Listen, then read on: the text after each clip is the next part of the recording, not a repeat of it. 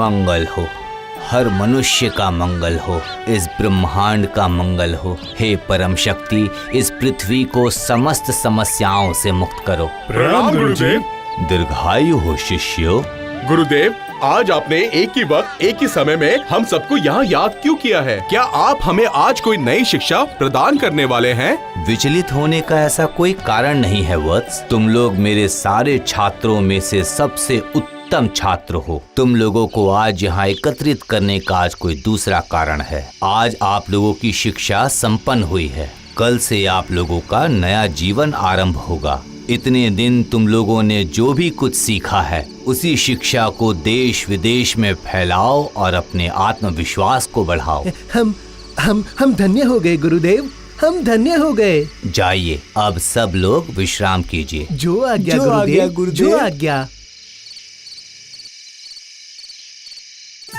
आज मैं इतना प्रफुल्लित हूँ कि मैं आपको बता नहीं पा रहा हूँ। पूरे विश्व में मेरी विद्या के बारे में जो चर्चा करेंगे वो सोचकर ही मैं प्रफुल्लित हो गया हूँ, क्योंकि जहाँ जहाँ पर मैं जाऊँगा लोग मेरी सेवा करेंगे। आप लोग जहाँ जहाँ जाएंगे कृपया मुझे भी वहाँ ले चलिएगा। आप लोगों के साथ रहूँगा तो मैं भी सीखूंगा। पागल है क्या? तुम्हारे पास तो कोई शिक्षा ही नहीं है, तुम्हें हम नहीं ले जा सकते। तुम अलग ही जाना। तुमने तो अपनी कोई भी शिक्षा पूर्ण नहीं की है। अगर तुम हमारे साथ चलोगे तो हमारा असम्मान होगा। आप लोगों के साथ रहकर मैं अपने ज्ञान को और समृद्ध करना चाहता हूँ। अच्छा ठीक है, फिर यदि भाई बोलने में आप लोग अपमानित महसूस करते हैं तो सबको बोलिएगा ये हमारा नौकर है। अभी तो कोई आपत्ति नहीं है ना? ये तुमने सही कहा।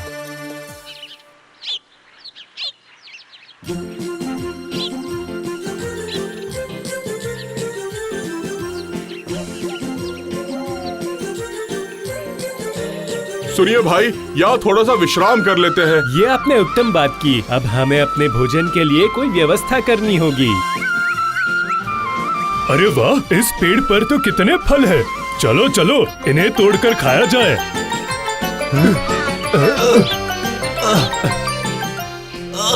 अरे रुकिए रुकिए भाई लोग, रुकिए। इस फल को तोड़ने के लिए मैं कुछ व्यवस्था करता हूँ, बुद्धि लगाता हूँ। ऐसी कौन सी बुद्धि इस्तेमाल करने वाले हो तुम चंद्रकांत? हमें भी तो बताओ। देखो देखो, सारी बुद्धि खर्च मत कर देना।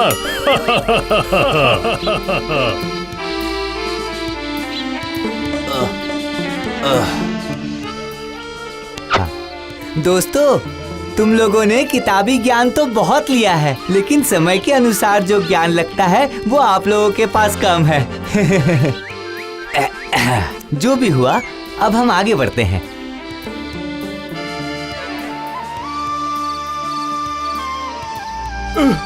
अरे ये जंगल में चल चल के तो हमारे पैर ही दुखने लगे। पता नहीं हमें कोई मनुष्य दिखेगा भी या नहीं।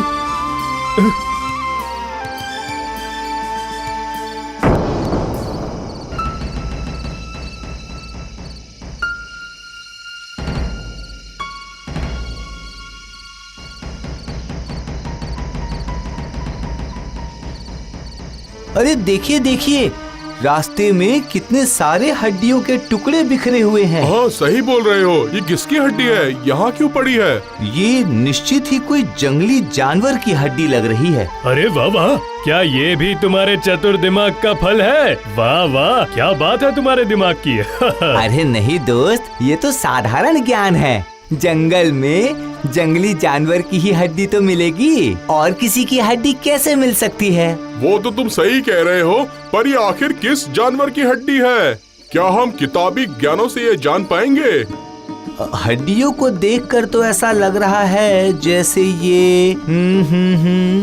ये जंगल के राजा शेर की हड्डी है। मुझे तो ये हड्डी देख के लगता है कि मुझे तो ये हड्डी शियार की लगती है। पता नहीं चंद्रकांत को ये शेर की हड्डियाँ क्यों लग रही है, मैं समझ नहीं पा रहा। इस विद्या का नाम है सजग ज्ञान। ठीक है, ये सब हम कल तय करेंगे। अभी हम लोग विश्राम करते हैं। चलो चलो चलते हैं।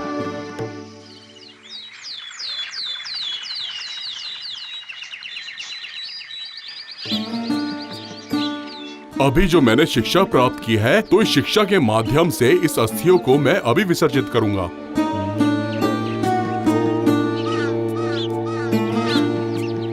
हे गुरुदेव, आपकी दी हुई शिक्षा, ज्ञान, आशीर्वाद व्यर्थ ना जाए।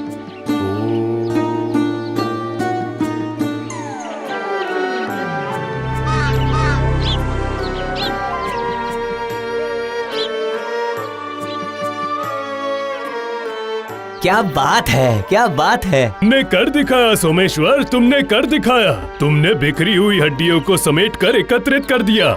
देखा चंद्रकांत, यही होती है असली शिक्षा, जिसको तुम कभी ग्रहण नहीं कर पाओगे। इस बार आपने बिल्कुल सही बात कही है दोस्त, आपकी शिक्षा सार्थक हुई है।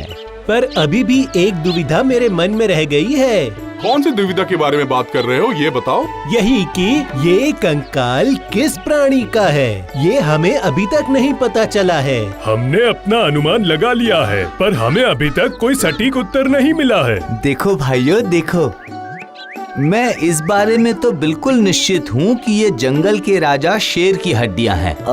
फिर भी इसे निश्चित करना आवश्यक है क्या? बोलो दोस्तों। क्यों नहीं, बताओ। इस विषय के बारे में हमें पूर्ण ज्ञान चाहिए। क्यों, सही कहा ना? तुम्हारी जानने की पूर्ण इच्छा नहीं है, इसीलिए तुम्हारी शिक्षा भी पूर्ण नहीं हो पाई है। ठीक है, लेकिन इसके बारे में हम कैसे सटीक होंगे, बताओ जरा। इसकी जिम्मेदारी तुम लोग मुझे दे दो। वो कैसे? मैंने जो विशेष ज्ञान प्राप्त किया है, उसके जरिए मैं इस कंकाल में मांस और चमड़ा वापस ला सकता हूँ और पता चल जाएगा कि ये कौन सा प्राणी था। ठीक है, तो इस बारे में हम कल सुबह चर्चा करेंगे, ठीक है?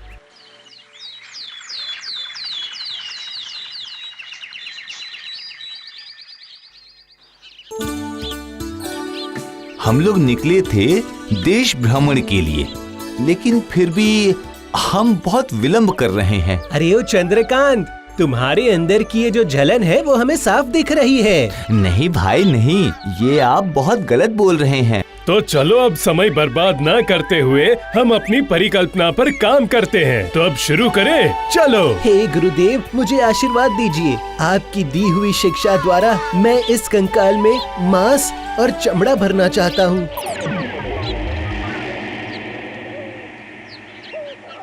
बहुत अच्छे, बहुत अच्छे, तुमने ये कर दिखाया वीरबाहु, बहुत अच्छे। इससे आपकी आश्चर्य क्षमता का परिचय मिला। आप धन्य हो, आप धन्य हो, आप धन्य हो, आप धन्य हो। आप बहुत धन्य अच्छे। हैं। चंद्रकांत, तुमने ये सारी शिक्षा ग्रहण नहीं करी तो इसमें चिंता की कोई बात नहीं है। तुम हमारे साथ रहोगे तो सब कुछ सीख जाओगे। हाँ, मैं अपने दोस्तों के लिए गर्व अनुभव करता हूँ। तो फिर हम क्या अपनी यात्रा शुरू कर सकते हैं? अरे तुम्हें क्या पता, गुरु की खास विद्या तो मेरे पास है, जिसका प्रयोग मैंने किया नहीं। कौन सी विद्या? प्राणदान की विद्या। अकेला मैं ही इस विद्या को ग्रहण कर पाया हूँ। क्या बोल रहे हो रामनाथ, ये श्रेष्ठ शिक्षा भी तुमने ग्रहण कर ली? आखिर कैसे? हाँ, ताकि तुम लोगों को ये झूठ ना लगे, इसीलिए मैं ये विद्या का प्रयोग इस शेर पर करूँगा। असंभव, आप लोगों के ज्ञान को क्या हुआ है? आप लोग शेर का प्राण लौटाने की बात कर रहे हैं। तुम मना क्यों कर रहे हो? हमारे गुरुदेव ने क्या कहा था, उस बात को मनन कीजिए कि जो ज्ञान और विद्या आप लोगों ने अर्जित किया है, वो समस्त ज्ञान पृथ्वी के उपकार के लिए है। लेकिन अगर मृत शरीर को हम प्राण लौटा देते हैं तो ये जगत का कल्याण नहीं होगा। हर प्राणी जगत के नियम के अनुसार ही प्राण त्याग करता है। प्रकृति के विरुद्ध जाना सही नहीं होगा।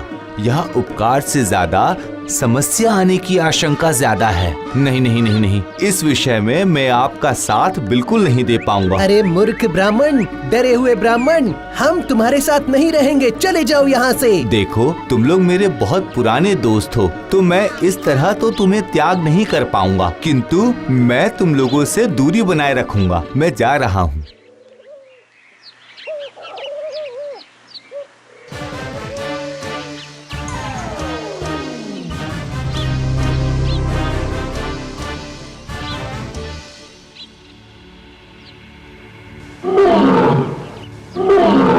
देखो भाई सोमेश्वर, देखो देखो देखो, ये देखो, विश्व की सबसे श्रेष्ठ विद्या मेरे पास है। नहीं!